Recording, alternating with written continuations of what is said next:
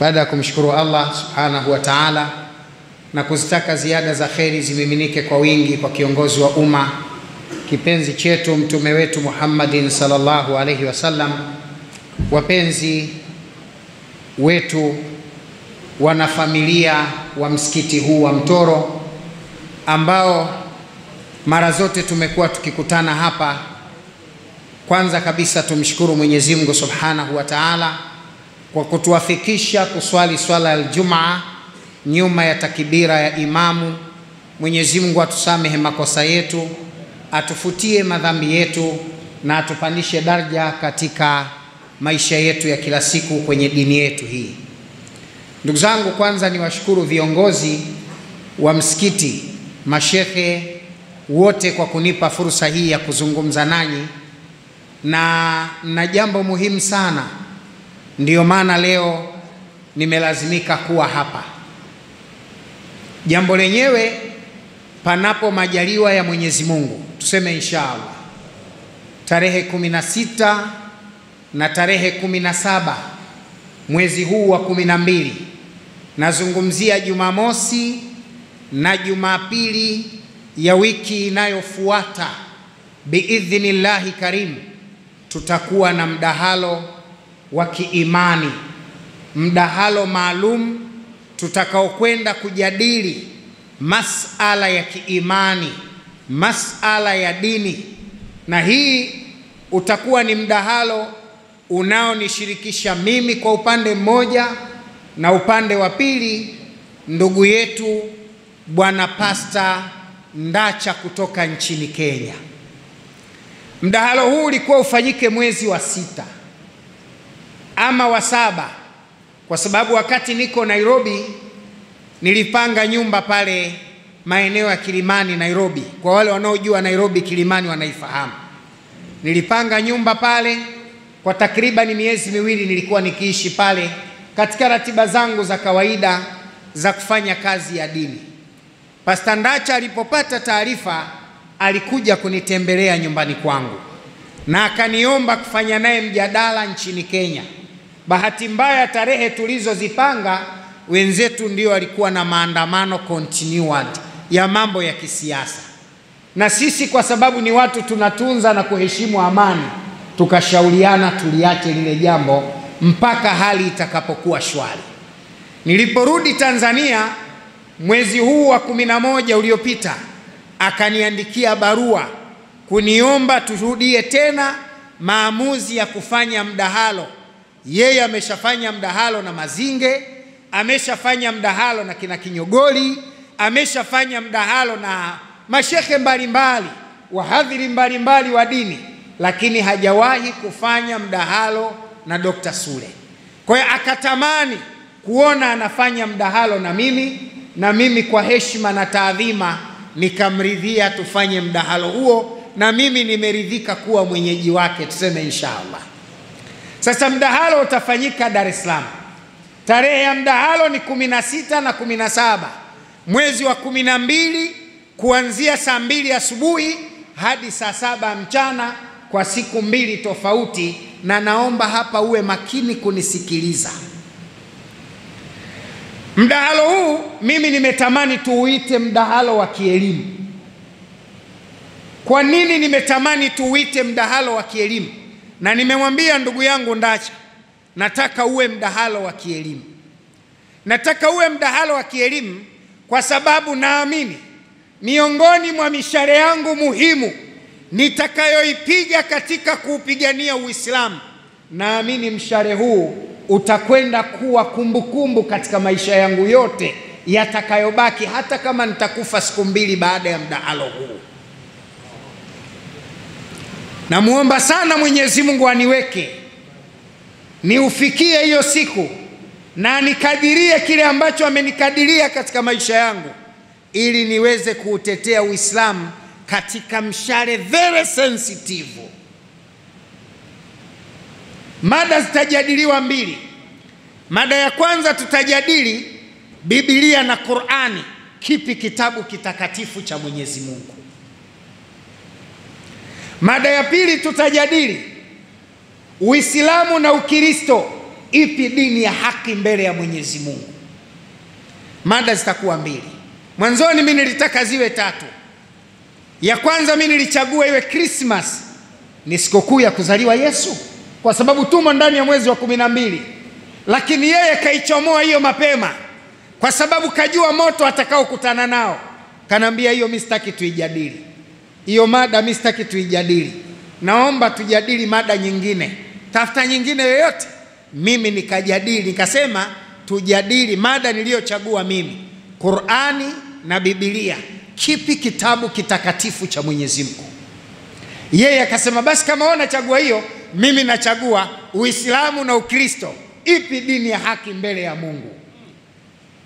Kwa hiyo tunakwenda kufanya mdahalo wa hizo mada 2 ambazo ni muhimu sana. Kuna baadhi ya watu baada ya kusikia taarifa hii wamekuwa wakipiga simu kuniuliza, Dr. Sule, unadhani hizo mada utaziweza? Unadhani hayo unayoyasema utayaweza? Kwani uko nyuma yako yuko nani? Nani atakuwa na wewe? Nataka nikuambieni kitu. Mimi ninapozungumza sayansi au ninazozungumza mambo ya tiba, wale wanaonijua miaka hii ndo wananijua hapo. Huyu Seimugwao ananijua vizuri. Mimi kaanza kunirekodi Seimugwao hana ndevu. Mdogodogo hana ndevu, sio mvi, hana ndevu. Mdogodogo ananirekodi. Waislamu, mimi mwana historia wa theolojia, na Mwenyezi Mungu ameniruzuku kusoma historia za dini. Na katika hili wala msihofu, mimi nimefanya machache miongoni mwa mengi aliyoyawezesha Mwenyezi Mungu kuyafanya kwa wakubwa kuliko mimi. Saidi Juma mwanafunzi wangu, Alikadogo mwanafunzi wangu, nimewafundisha mimi. Kwa hiyo hakuna kitu ambacho kitanishinda kuutetea Uislamu. Lakini sina maana wahadhiri wenzangu hawatakuwepo. Watakuwepo na tutakuwa nao katika mdahalo. Lakini tunataka tufanye international, mjadala wa kimataifa, ili kuwe na wasemaji wawili, watu wapime hoja kutoka pande mbili. Marehemu Ahmad Didat alikuwa akifanya midahalo ya hivi, Dr. Zakir Naik anafanya midahalo ya hivyo, Dr. Haridi Yasini anafanya midahalo ya hivyo, na ndio midahalo ya kitaalamu. Midahalo ya kitaalamu haiwi na utitiri wa watu. Mnakaa watu wawili, mnaonesha uwezo wa elimu ili kuifundisha jamii ukweli wa kile mnachokijadili. Lingine niwaambie Waislamu, mimi ni mwanahistoria, sina mashaka juu ya kuutetea Uislamu kupitia vitabu vyote viwili. Naijua Biblia vizuri, sina mashaka juu ya kuijua. Naijua Qur'ani kwa kadri Mungu alivyoniwezesha, na uwezo mkubwa wa kuitetea. Kwa mfano, tunakwenda kujadili mada Qur'ani na Biblia, kipi kitabu cha Mwenyezi Mungu. Unapofanya mjadala, kitu cha kwanza lazima unapotetea kitu, kile kitu unachokitetea kiweze kujitetea chenyewe. Duniani Qur'ani ndio kitabu pekee kinaweza kujitetea chenyewe. Vitabu vingine vyote havina uwezo wa kujitetea vyenyewe, lakini Qur'ani ina uwezo wa kujitetea yenyewe. Kikubwa tuwe na elimu ya kufafanua aya na kutoa ufafanuzi wa kutosha na kuunganisha aya juu ya kuitetea Qur'ani. Qur'ani ambayo Mwenyezi Mungu kamteremshia Mtume Muhammad sallallahu alayhi wasallam mwaka wa 611 AD mpaka 633.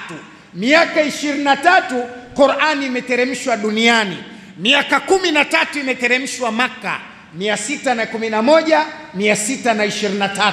Miaka 10 Qur'ani imeteremshwa Madina, 623, 633. Mwenyezi Mungu akaweka ndani ya Qur'ani juzuu 30, akaweka sura 114, akaweka aya 6636, akaweka maneno 76440, akaweka herufi 322,373. Qur'ani hii haiwezi kushindwa kwa mdomo wa mshirikina yoyote. Na nataka niwaambie, Qur'ani itakwenda kuonyesha maajabu makubwa tarehe 16 na 17. Na upande wa pili, sisi tunaposema kitabu kitakatifu cha Qur'ani ndio kitabu bora, upande wa pili una mapungufu mengi. Ukisoma Yeremia 8:8, ngoja nifungue ghala ya silaha kidogo. Yani hizo ndo silaha zinakwenda kutumika, lakini natumia zile za awali. Yale makombola yenyewe yasubiri tarehe 16 na 17. Ukisoma Yeremia 8:8, maandiko yanasema hivi: je, mwasemaje sisi tuna akili, na torati ya Bwana tunayo pamoja nasi, lakini tazama, kalamu yenye uongo ya waandishi imeifanya torati kuwa uongo. Si mnanielewa au bado nirudie? Mwasemaje sisi tuna akili, na torati ya Bwana tunayo pamoja nasi, lakini tazama, kalamu yenye uongo ya waandishi imeifanya torati kuwa uongo. Andiko hili la Biblia linasema torati yenyewe imefanywa kuwa uongo. Kwa hiyo torati yenyewe ndani yake inathibitisha kuna vitu vya uongo. Mfano 32:24 Genesis,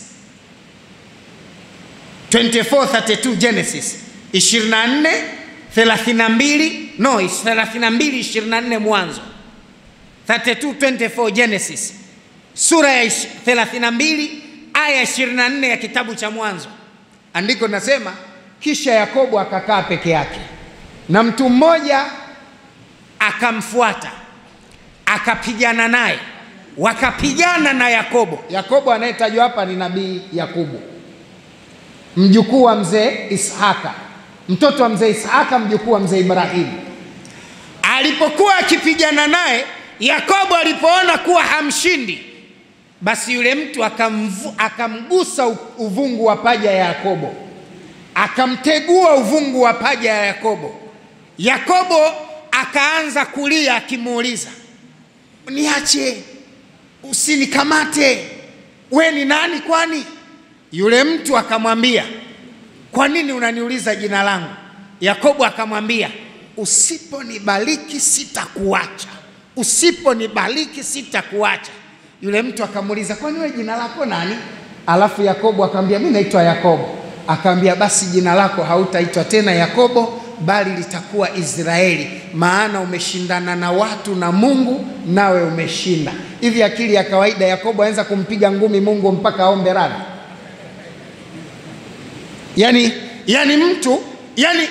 sanamu aliyochonga seremala imkungute ngumi mpaka seremala aombe radhi, inawezekana?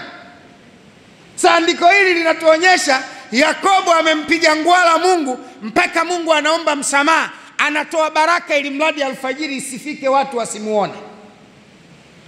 Haya ndiyo maneno yanakwenda kujitetea eti maandiko matakatifu. Qur'ani itabaki juu kwa gharama yoyote, tuseme inshallah. Sasa naomba mnisikilize vizuri, kwa nini nimekuja hapa na wewe unaweza kushiriki vipi. Wangapi wanapenda kushiriki katika mdahalo huu? Mkono juu. Tushushe. Wangapi wanapenda kushiriki mdahalo huu? Mkono juu. Tushushe. Mdahalo huu utashiriki kwa utaratibu ufuatao. Waislamu na Wakristo tumegawana. Ukumbi una watu 500 na viti vitakuwa 500. Kila mtu atafute washabiki wake wa kwenda kusikiliza upande wake. Mimi washabiki wangu na wataka msikiti wa Mtoro, watu 250. Allahu Akbar. Yani msikiti wa Mtoro mimi ndo naanza kutafuta washabiki wangu, na nataka mkaniunge mkono kwa dhati. Mambo mawili nataka myafanye. La kwanza, mwekenia kuwepo kwenye shughuli hiyo. Labda huo umefiwa na una maiti ndani unakwenda kuzika, huna namna, au na mgonjwa ambaye huwezi kutoka, lazima umsaidie. Lakini dharura nyingine zote funga, njoo tushirikiane katika huo. Leo asubuhi majira ya saa 5 niko mgahawa mmoja na kunywa chai hapa, kati nataka kuja msikitini. Kuna mama mmoja kanipigia simu kutoka Zanzibar, anasema, dokta, mimi nanunua kadi napanda boti na kuja Dar es Salaam kwenye mdahalo huo. Wallahi billahi tallahi, katuma pesa ya kadi ya kiingilio ili ashiriki katika mdahalo. Lakini nimeshapokea simu kutoka Rwanda. Yuko mtu mmoja, si Muislamu, Mkristo hivi ninavyosema, anatoka Zambia, ameondoka leo na gari yake, anasema atakaa hapa wiki nzima mpaka mdahalo utimie. Takbir. Nachokiomba kutoka kwako, mdahalo huu unahitaji gharama, na mimi ndio mwenyeji. Gharama za mdahalo huu zinahitaji karibu milioni 10 ya Tanzania. Milioni 4 peke yake ni ukumbi, milioni 2 siku ya kwanza, milioni 2 siku ya pili. Na ule ukumbi ni full AC, lakini ule ukumbi unahitaji viti vya kukaa, lakini ule ukumbi unahitaji tupate soft drinks. Ndio mikutano ya kimataifa, yani mtu anasikiliza mkutano huko anakunywa maji au juice. Isiwe mkutano watu wanapigana makelele. Na ndio maana hata kiingilio hatukuruhusu kila mtu aingie, waingie watu kulingana na mahitaji ya mkutano ulivyo.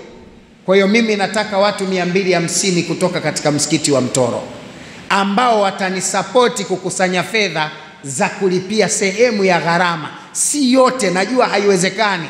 Mimi nitatoa changu, naomba na nyinyi mnisaidie kutoa gharama zenu ili tushiriki katika mdahalo. Utaratibu wa kuingia ndio utakaosaidia harakati. Sitaki mimi unichangie 10,000, 20. Usinipe mimi, naomba mnunue kadi. Mchango naotaka kutoka kwenu, naomba mnunue kadi. Yani uwe tayari kununua kadi. Ununue kadi ili ushiriki katika huu mdahalo. Na kadi ziko za aina mbili. Kuna kadi za kawaida shilingi 20,000 na kuna kadi za VIP shilingi 50,000. Kama kuna watu wanachangia pesa kwenye mziki, kama kuna watu wanaenda kukata kadi kwa ajili ya mpira, kama kuna watu wanakata kadi kwa ajili ya harusi, kwa nini usikate kadi kwenye mjadala wa kazi ya dini? Na hapa nataka nione kipimo cha mapenzi ya Waislamu katika kuisukuma mbele dini ya Mwenyezi Mungu. Mawili, mkinunua kadi hizi, maana yake mzigo wa gharama tunaubeba wote. Lakini msiponunua kadi hizi, mnamwambia Sule, dini ya Mungu, wewe na Mungu fanyeni mnachoweza. Kama Bani Israeli walivyomwambia Musa, mwambie Haruna na mwenzake Yefune, mwende mkapigane, mkishinda si ndio tutaingia Yerusalemu. Nahitaji msaada wenu kushiriki katika jambo hili.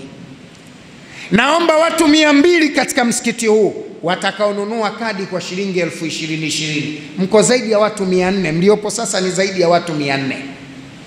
Nani na nani wako tayari kununua kadi hizi hapa ziwe mfano na watu dunia nzima waone mnanunua kadi hizi kushiriki jambo hili na kumwambia Mungu kwamba sisi ni wapenzi wa Mwenyezi Mungu na mtume?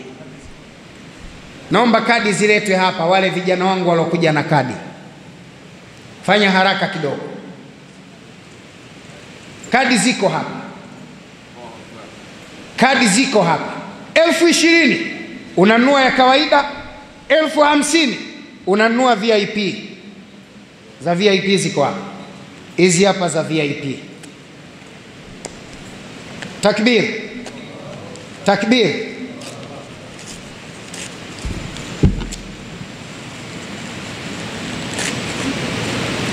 Hizi hapa ndo kadi za VIP. Sorry, niokote. Hii hapa ndio kadi ya VIP. Na mimi naanza na imamu kukualika. Mimi nakununulia hiyo. Wewe ukitaka mnunulie Muislamu mwingine. Hiyo ya VIP nimekununulia mimi. Na miongoni mwa watu tutakaokuwa nao, Bwana Nuhu Jabiri Mruma, katibu mkuu wa BAKWATA Taifa atashiriki. Sheikh Walidi Al-Hadi, Sheikh wa mkoa atashiriki. Mwamba nishamkabidhi kadi. Ndio natakiwa ujue jambo hili litakuwa kubwa. Mtasikitika sana kuona Waislamu hamtaniunga mkono. Naomba kila anayeweza kununua moja ya kadi hizi, ima 2, kadi 3, kadi 5, kadi 10 kwa ajili ya kupeleka mbele dini ya Allah, naomba ununue kwa ajili ya kuchangia tu gharama za pale. Viti vinahitaji kulipiwa, saundi zinahitaji kulipiwa, jukwaa linahitaji kulipiwa. Vyote hivyo ni gharama. Nani wa kwanza, nani wa pili anasema mimi niko tayari katika kadi hizo kununua? Simama mwenyewe uje hapa tukukabidhi kadi yako. Niambie, Dr. Sule, mimi nanunua kadi kwa ajili ya mkutano huo, niko tayari kwa ajili ya Allah. Simama uje ununua kadi moja tu. Unaweza 2 nunua, unaweza 3 nunua. Mtu mwingine anaweza kusema, Dokta, mbona sisi tunaendaga midahalo bure kila siku? Ukisikia imetolewa bure mkutano, jua kuna watu wameungua. Mimi sitamani kuchangisha, mimi natamani tujichange wenyewe, kila mtu awe mshiriki katika jambo hili. Hii hapa ni 20,000.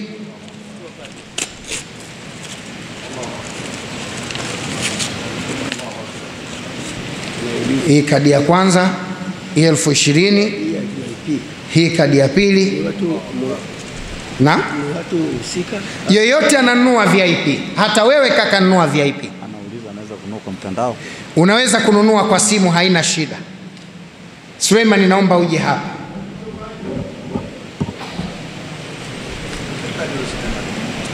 Naomba wale wanaosema mimi nanunua kadi, njoo nunue kadi. Kabidhi huyu 20,000. Hii hapa ni VIP. Hii hapa kaka, VIP imeshaandikwa hapa. Naomba ununue kadi kwa ajili ya mdahalo huu, na kama uwezi kununua sasa, zitakuwepo kwa Saimgwao mpaka siku ya mdahalo, zitaendelea kuuzwa. VIP zitakuwepo kwa Saimgwao na za kawaida zitakuwepo kwa Saimgwao mpaka utakapokuwa siku ya mdahalo. Na kuithibitisha kadi yako ni original, ina muhuri wa moto, kwa hiyo hamna kufoji huko. Hii kadi ina muhuri wa moto. Unaweza kutengeneza vyote lakini sio muhuri wa moto. Hii kadi ina muhuri wa moto. Kwa hiyo namba yako ya kadi ndiyo kiti chako cha kukaa. Toa 20,000, nunua kadi hii ili upate kuandaa mkutano na mdahalo huu kwa ajili ya Allah. Nani mwingine anasema anaweza kununua kadi 1, 2 ama 3? Inshallah watu bado wanajipanga, na mimi naamini jambo hili litakuwa kwa gharama yoyote. Hata kama itatokea tutakosa wanunuaji wa kadi, tarehe 16 wanasema vijana, inyeshe liwake, biidhnillahi tutashiriki katika jambo hili. Tuseme inshallah, sababu tunaamini wako watu watajitokeza, watalipa hizi gharama. Mimi naamini wako watu watajitokeza na watalipa hizi gharama, watanisaidia na watafanya hivyo tu kwa ajili ya kutafuta radhi za Mwenyezi Mungu. Wako watakaochangia milioni, wako watakaochangia $8,000, naamini $1,000, $500, $400, $300, $500,000, $600,000, wako na watafanya hilo. Jana nilikuwa naongea na mtu mmoja yuko Marekani, amenunua kadi 5 za 20,000. Na wale wanaotaka kununua kwa mtandao, namba ya malipo ya mtandao ipo, njoo hapa utapewa namba, unalipa. Ukishalipa utapigiwa picha kadi yako, utatumiwa kwenye WhatsApp, alafu utakuwa unajua kiti chako ni namba ngapi. Muda ukifika siku ya shughuli, unaenda unaonyesha simu yako, unakabidhiwa kadi yako getini, unaingia kwenye kiti, unakaa, unasubiri kupata mdahalo wa kujifundisha, mdahalo wa kielimu. Wale ambao wako tayari kununua kadi, bado nawapa nafasi. Kadi zitakuwepo kwa Saimgwao, lakini pia zitakuwepo ofisini kwangu, Islamic Dua Center iliyopo Ilala Bungoni, barabara ya Sharifu Shamba, nyumba nambari 3, saa 2 asubuhi kila siku mpaka saa 3 usiku. Kadi hapo zinauzwa. Beba 20,000 yako, njoo ununue kadi.